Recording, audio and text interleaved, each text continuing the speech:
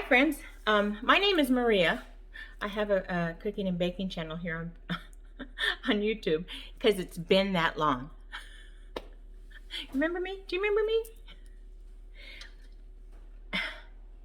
I am going to tell you stuff, but we're going to make some chile con carne first. We're going to do that. And then I'm going to be talking you through just 1 week of my life and sit down, have some coffee or something else, and we'll chit and chat while we cook. There are a bunch of aspects to chile con carne.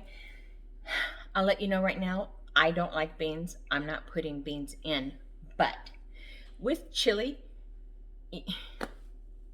you can put in anything. It is literally a kitchen sink dish.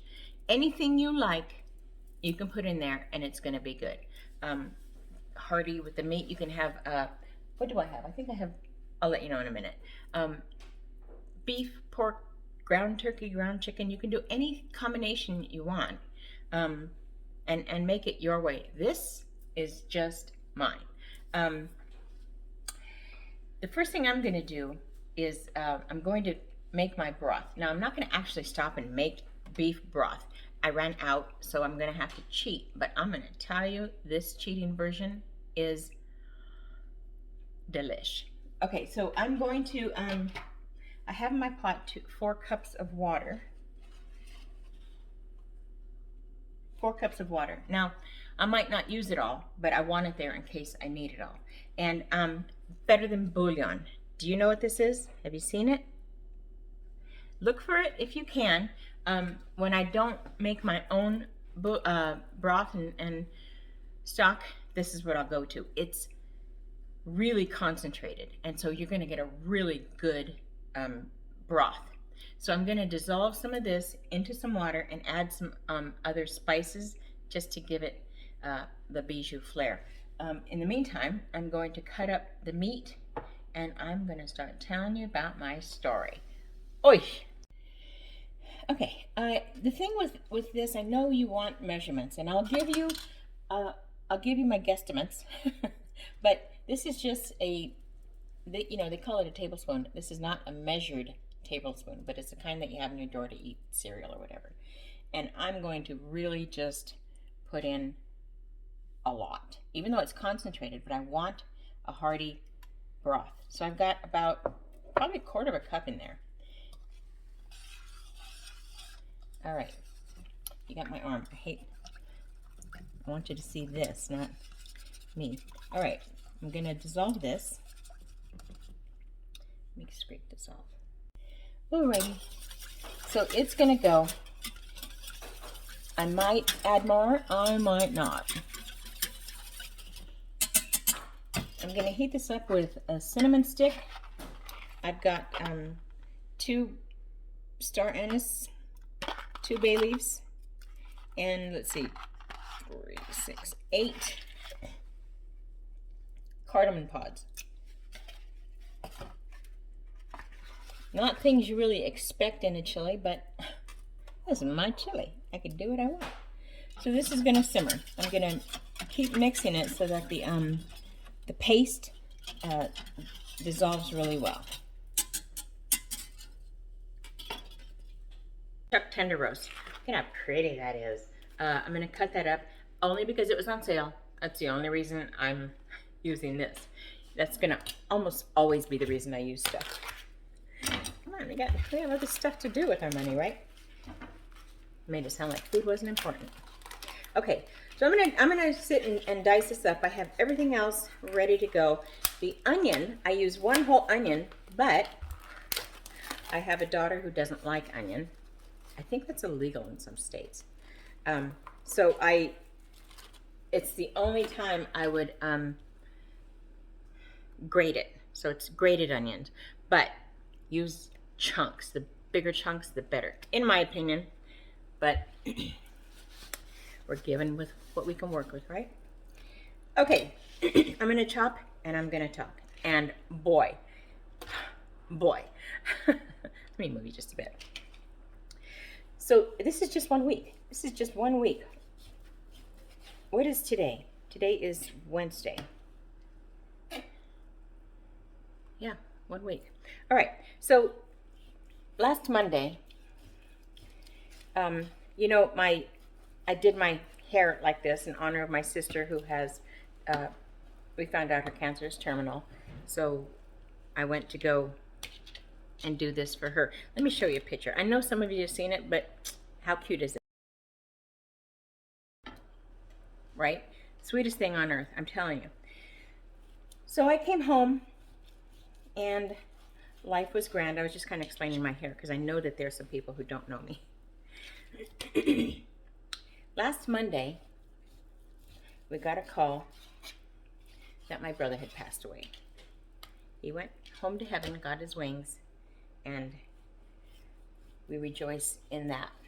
The sorrow, just, you know, you can't escape that. That was Monday. On Tuesday, those of you who do know me know that I take care of Lynn. Lynn is my girl. She's my baby. She is a 76-year-old woman. She's had a pretty tough life. She and I have been together for 7 years now. And she's my heart. I'm telling you, I have literally given up my life just to be with her. I don't say that as I'm such a sacrifice. No, it really is an honor. I love this girl. Well, I went to go get her on Tuesday, wake her up. She took her pills like she always does. Everything is about as normal as it gets. Let me check my broth. Everything is about as normal as it gets for her. She took her pills, she swallowed, she had no problem. I said, all right, Chickie, we got to get you up because you have a doctor's appointment. Phone visit, right? She jumps up, everything is fine. There's not a single thing wrong in this day so far.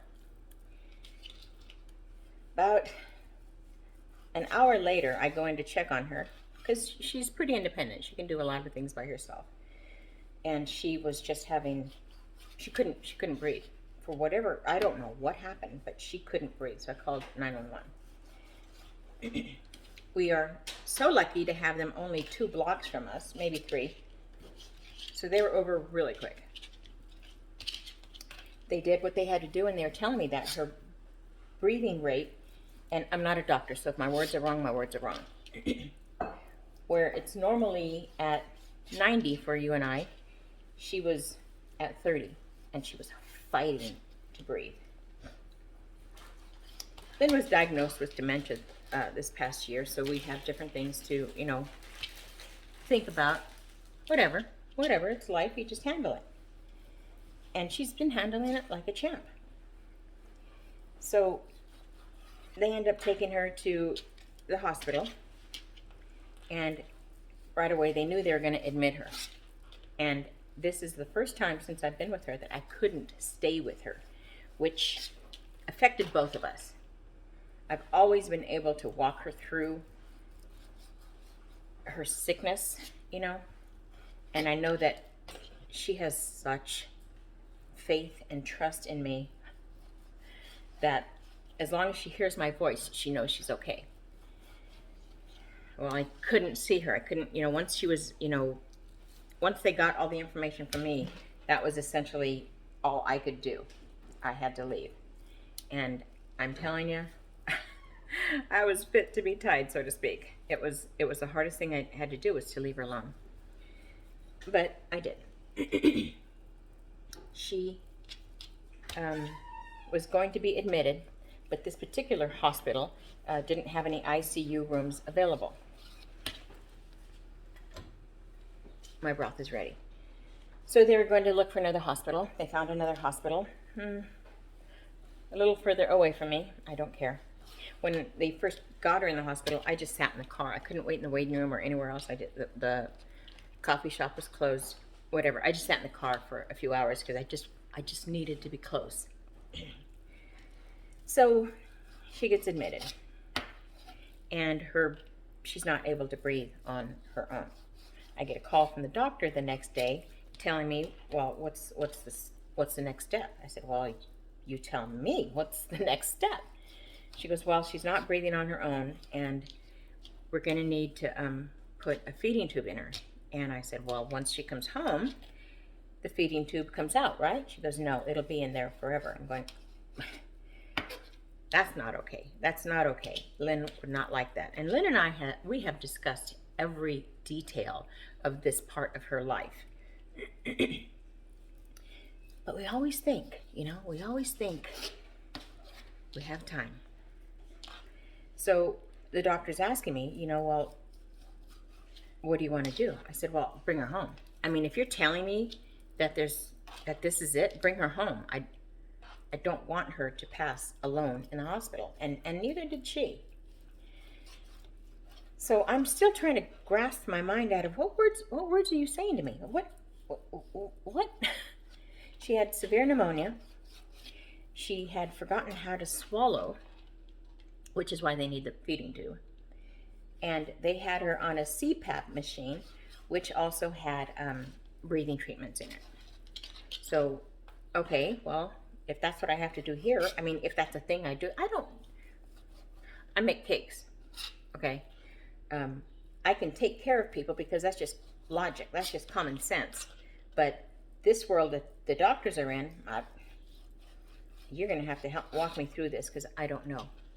So the doctor is essentially saying, well, if that's what you're gonna take her home, then we need to get hospice involved. And in my mind, I'm thinking, okay, fine, just bring her home. Bring her home, we've got this. Such faith, right? I'm just throwing you all over the kitchen, aren't I? The meat is cut. I'm going to start my, start the good stuff.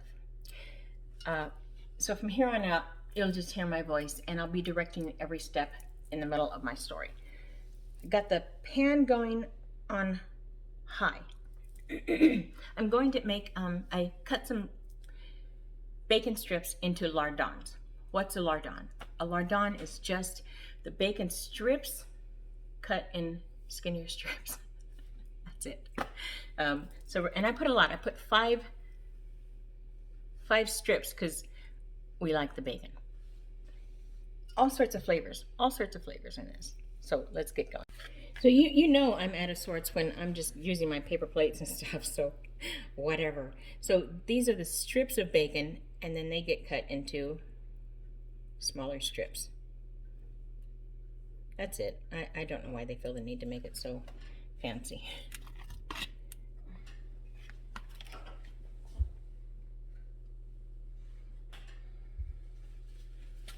All right, I'm going to cook this just until the fat has been rendered. Then I'll take the pieces out.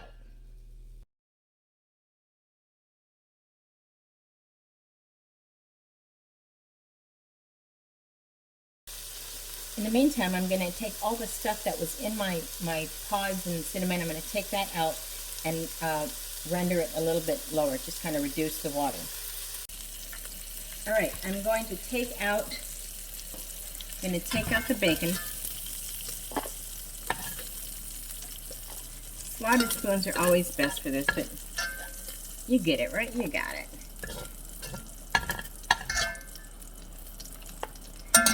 And once I get this stuff out, I'm still trying to finagle my arm. I don't have complete arm strength yet. In time. All right. Now I'm going to put in chorizo, a whole tube of chorizo.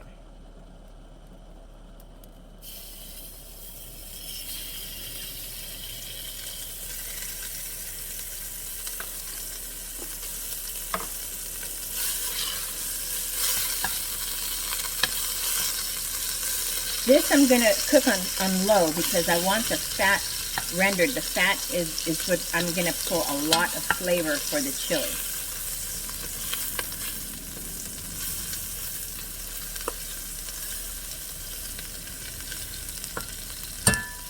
Okay, so where was I? So this was on, she went in on Tuesday, Wednesday, Thursday. The hospice and I are making arrangements, and they're afraid to take her off the CPAP because she can't go more than, she can't even make a minute without the CPAP, so she's really not doing well. See that? That's perfect. That's what I want. I just want the I just want it really soft, and I'm going to put it right in the same bowl as the, it's all going to go in together, so.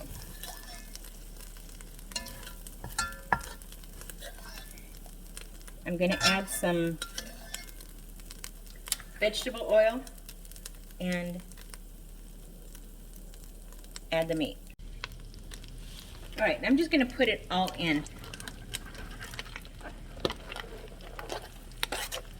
and just cook it this way.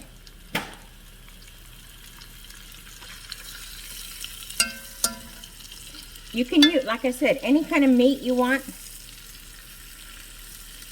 Chili is just so dang versatile.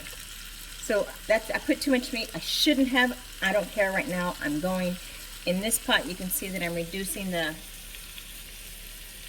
broth.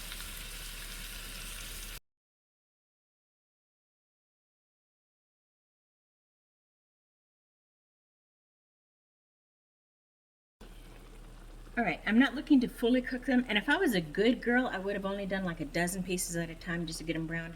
Today I'm not being a good girl, but you do it if you want to. I'm just saying today I just don't have it in me. This is the first day I've felt like doing anything, you guys. It's just been a really emotional, I've been a wreck.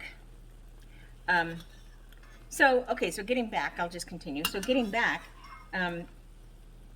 Friday, I'm talking to the doctor, and she says, all right, we have everything in place. She'll come home on Saturday on hospice. And, you know, in the meantime, I had to take all sorts of, you know, get information and answer a bunch of their questions to prepare for her hospice stay. And Friday evening, I'm going to reduce this and just let the water burn out. And this is why you want to brown each section at a time. Just bear with me this particular day. So I get a call from the nurse on Friday evening, and she says, you know, Maria, I know that Lynn is supposed to be coming home tomorrow on hospice. Let me change, sorry. She says, but I don't think she's going to make it in transport. Oh, what? She's not breathing on her own. She needs a lot of assistance, and I had already said no to life support. That's Lynn's wishes. So I'm doing what Lynn wanted. I said, well, no life support. And this CPAP was really kind of doing all the breathing for her. So I'm just watching my pots. So I said, what are you saying? She goes, I don't know that she'll even make it through the night. I said, I need to go see her. I need to go see her. I'm not going to let her leave without, I need to go see her. Well, you know, they're not letting anybody in. I said, I need to go see her. Who do I talk to? I understand you can only do so much, but there's somebody I can speak to. So she said, let me check. I'll call back. She called back and she says, I can get you in for the end of life visit. I'm like, I don't ever want to hear that sentence again in my life. Not ever. I'm on my way. I mean, by the time she called back, I was already on my way. I was going to go see her. So I go in and I see her. And she's not well. Claro. Lynn and I have been here before. Not quite to this point, but close several times. So after I pulled myself together, I started our work. I said, all right, Maria, you have work to do. Don't get me wrong, I'm not trying to say that it was me, okay? I'm not saying that. I make cakes. So I took out my phone and I put her old church hymnals that always lifted her spirits, you know, the old rugged cross, how great thou art, blessed assurance, all those old songs. Let me check. I am really loving this concentration. That is some strong flavor. So before I let it get too far down, I'm going to toast half a tube of, I love the Centro tomato paste. This is concentrated as well. So I'm going to toast this.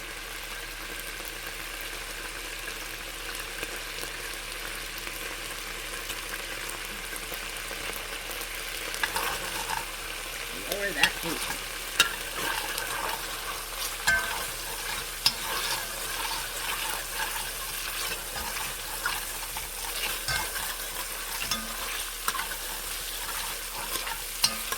That's actually quite beautiful.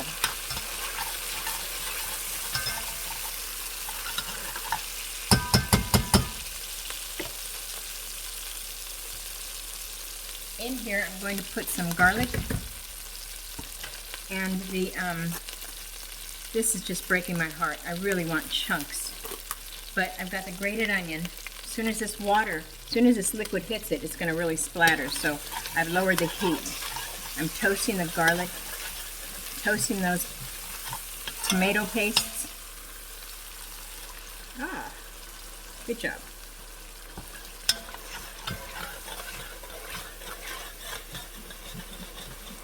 Get off all that fond. That's what that stuff is called, that dark stuff. So I'm going to let this simmer for just a bit. I'm going to add the bacon and the chorizo. And if there's anybody in your house at this time, you probably want them to leave because the smell is going to be intense.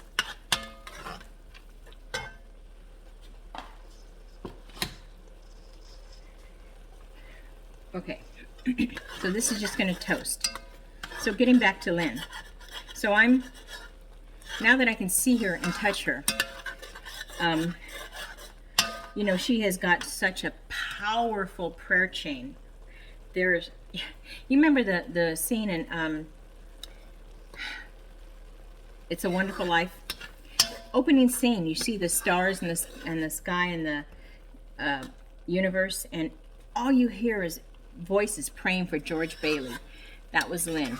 Voices were praying for Lynn. I'm telling you. She was covered in it. I am going to add my liquids. So I've got a big can of crushed tomatoes.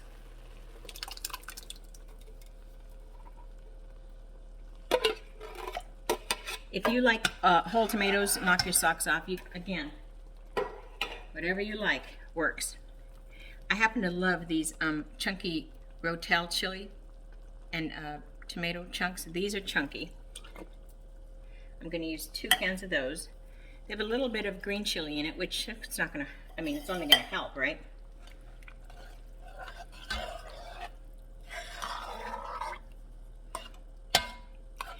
And I've got my spices. I've got a New Mexico chili that I made there. The video to that is below. Paprika, cummin. I'll get the salt and pepper later. And the chili and the spice, that's going to be up to you. I don't like it so hot that you have to take some water after each bite, you know. Some people do. Okay. All right, I'm going to turn up the heat. And I'm going to add the meat. And all the juices that were in there too. And remember, this meat is not fully cooked. It's going to sit and braise here for about an hour and a half. And my favorite thing is a can of corn. You know, I can eat corn in anything. But whatever you guys like, here's where you'd put in the beans if that's what you want. Now I do have a bit of chipotle that I'm going to use, so just a spoonful. It's not going to make it super hot. It's just going to, again, add more flavor. Now, This is good like this, I mean, but I want to add some of that beef broth that I had here. That's why I didn't know, I'd rather have made more than not enough.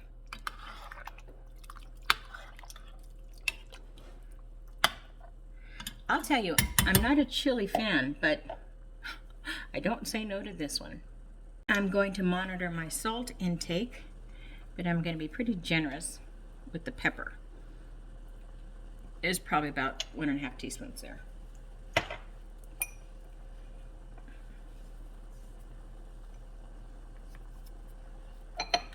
And salt. And there's just one more thing I'm going to add, but not quite yet. All right, the last thing I'm going to add is molasses. I know. Don't judge me.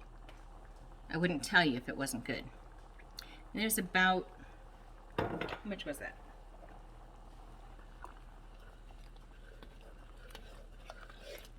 That's probably like 2 tablespoons. All right, with this, I'm gonna add a little bit more of the broth, and then I'm gonna cover this, simmer it on low, making sure to come back and stir it so the bottom doesn't stick. Come on, that looks so good. All right, so now it just sits. All right, that's gonna do its work. So I'm at the hospital. I'm singing her praise songs, I'm praying to her, I'm reading scripture, I'm talking to her, and I'm encouraging her, and you know, just holding her, kissing her, and loving on her. And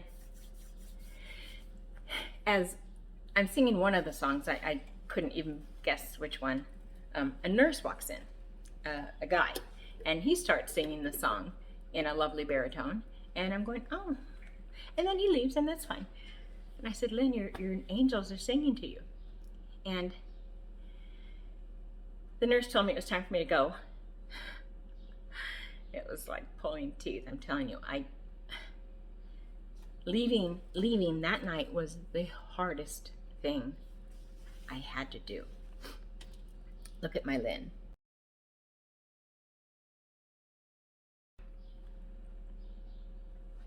So I leave, bawling my head out on the ride home. And so I talked to the nurse, and I said, I don't care what time, just call me. So the morning comes, and the nurse calls me. I wanted to put the phone under my pillow. I wanted to hide. She goes, Maria, I just want to let you know that Lynn is awake. What? And she's alert. What? She wants to know when she can go home to see her Maria. I said, what?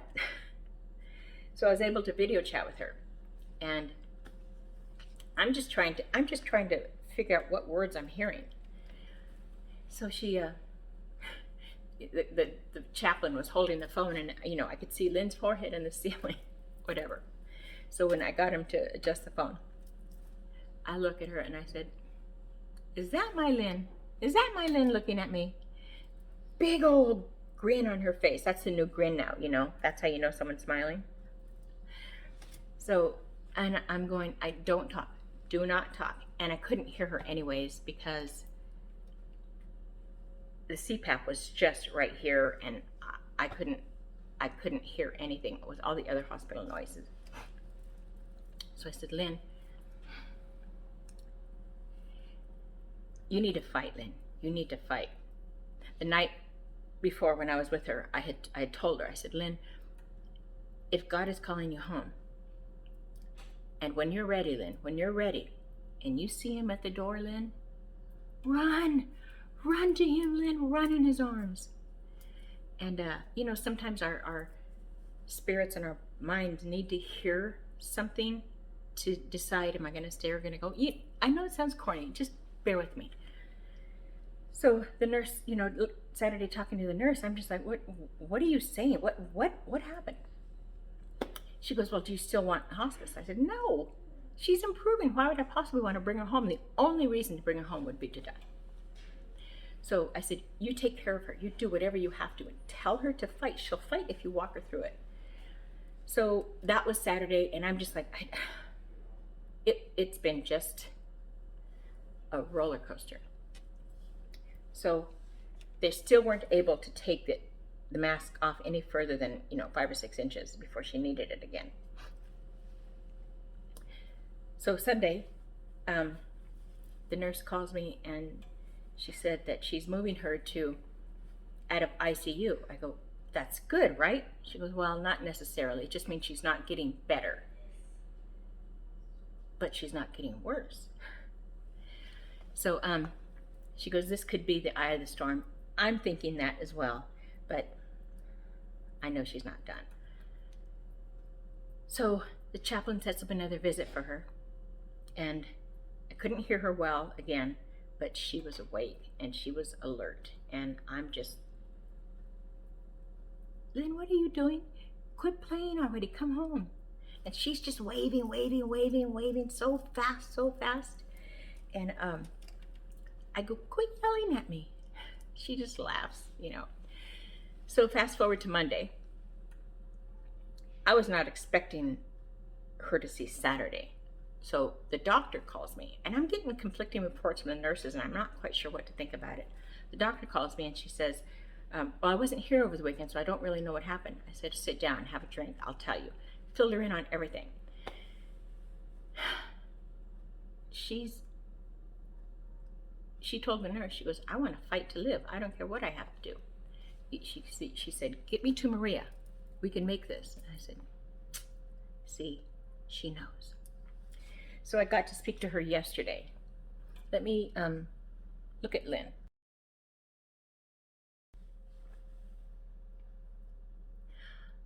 Do not tell me God does not answer prayers. He may not answer your prayer the way you specifically asked or what you particularly wanted, but an answer is there. It's either no, slow down and wait, or go. We're still waiting. She was talking, yak. Man, geez, are you gonna stop? She just laughs. Every time I pick on her, she thinks it's just the biggest thing ever. And she doesn't remember anything, which is fine. Which is fine with me. We're just seeing where she ends up tomorrow. Doctor said she may come home on Thursday. Not on hospice, in the van, under my care. Just make that happen. We got the rest. Seriously, right? So this is really the first day I've been even... I have had the phone to my hand every minute since this past week, and it's just been draining. So it's been raining and the weather is just cold, and chili just seemed to hit the spot, and I've missed you guys so much. So I'm gonna let this sit for about an hour and a half until the meat is really, really tender and everything just comes together nicely. You gonna try it? Oh, you should try it. Okay.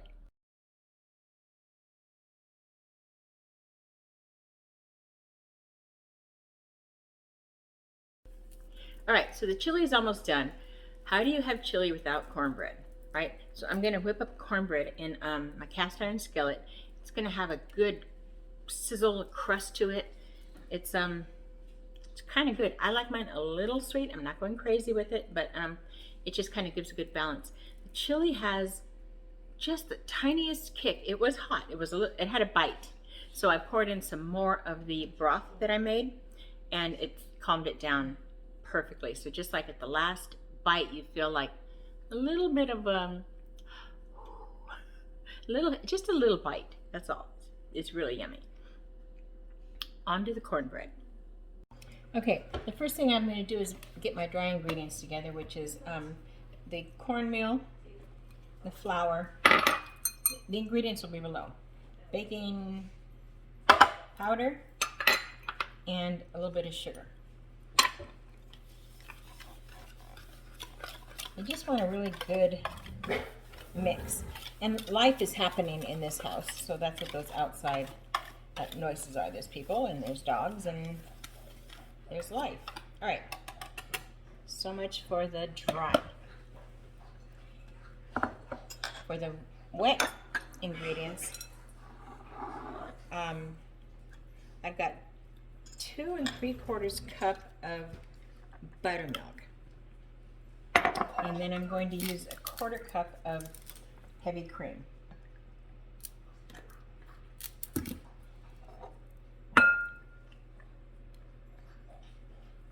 I've got 2 eggs plus 1 egg yolk. I'm going to mix those together. Probably should have done that in the bowl. It's all right. So before I started this video, or just right now, I put my cast iron skillet into a 425 oven. I'm gonna let that get really, really hot. I have melted butter, but it's cool to the touch.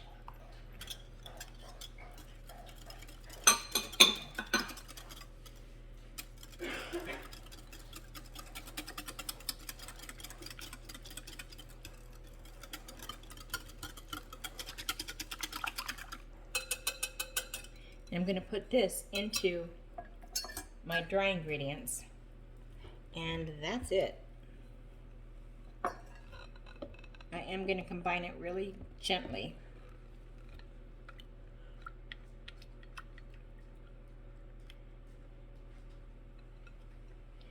You don't want to overmix this, just so that it comes together.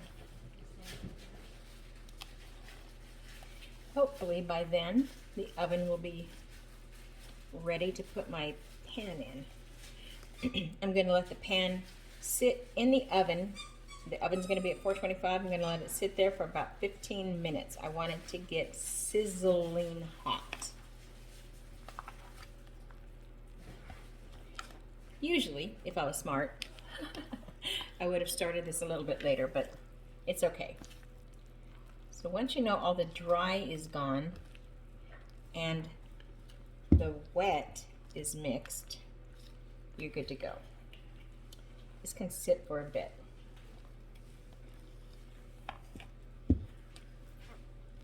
I make this amazing sweet corn cake that I don't know, it goes with everything, I have to say, but maybe chili.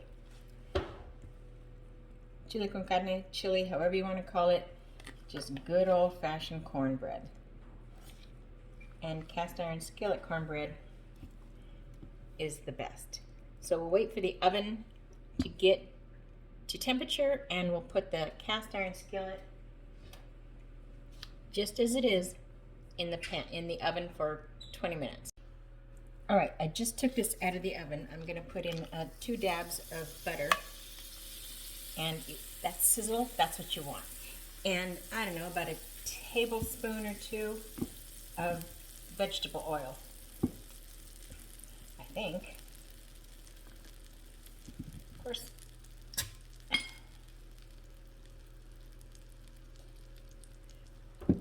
All right, just stir this around. Try to coat the sides if you can. And I'm going to put this back in the oven for just about 5 minutes. All right, this is ready to go. I'm going to try one more time to go up the sides. Whew, that is hot. And just pour this right on in.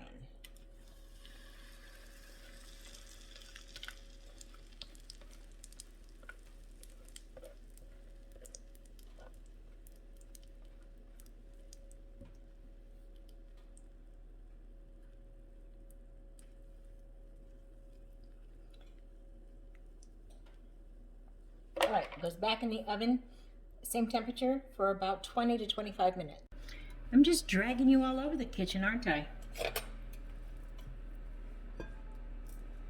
Ah, hello, beautiful.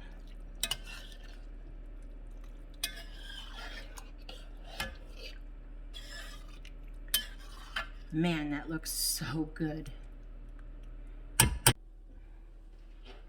All right. This beautiful thing is done. These colorings here, they're just from the oil and butter that kind of melted over. Remember when I poured it in, it was kind of covering it? It's fine. I mean, if you didn't, I'm not going to worry about it. This is perfect stuff. So you don't want it to sit in here. Let it sit for just a couple of minutes, but you don't want it to cool in here, because you hear that? That's what you want. You want that crunchy crust. If it stays in here, the steam is going to make it soft, so that's not what we want. I'm going to take, just to make sure it's going to pop out. You know, there's always that, will it work? I think this one will. So in a couple minutes, I'm going to invert this on another cooling rack and then put it back in its proper upright position on a cooling rack, and it'll be good to go. My apologies, I thought the camera was on. All right, now I'm going to invert it, and I'll let it sit like this until we're ready to eat it, which will only be until I serve my bowl. Also, if you're going to put this on a serving plate, again, it will get soft. You hear this? It's crunchy goodness. So if you put it on something flat, it's going to get soft. That's why we have it ventilating on this and kind of letting the air go through to cool it off this way. You got it? Okay. Seriously, does that look so good or what? And the meat is super tender. I don't know if you can, yep, it's just falling apart on the fork. That's good stuff, baby. It is finger popping time. The toppings are endless.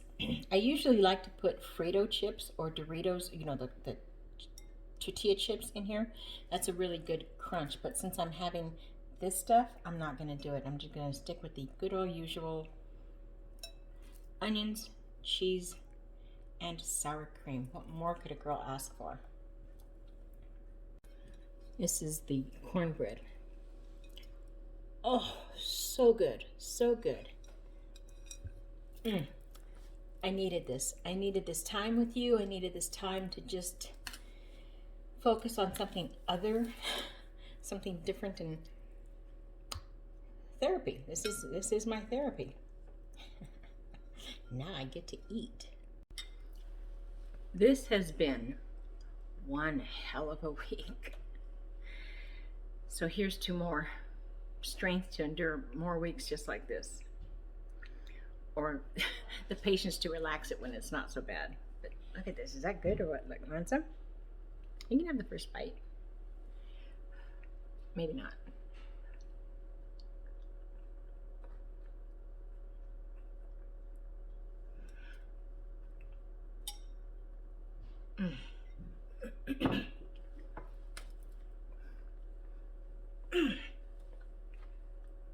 Oh man, that is so good. That cool whipped cream, sour cream, the dollop of sour cream, and the cool cheese, and the crunchy onion. This is really, really good. It's a little sweet and a little kick and a lot of flavor. And then of course this. It's perfectly done.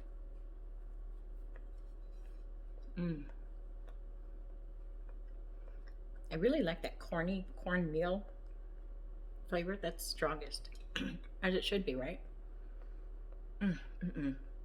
Okay, I'm happy. If you guys try this, let me know what you think. It is so good. I want to thank you for listening to me just vent and get this out. It means a lot to me, and I really do appreciate you. I hope that you're all well, healthy, and at least able to grasp onto whatever strength you can from God. He's right there. All right, my friends, until next time, happy baking. Ah, that was fun. Don't forget to like and subscribe.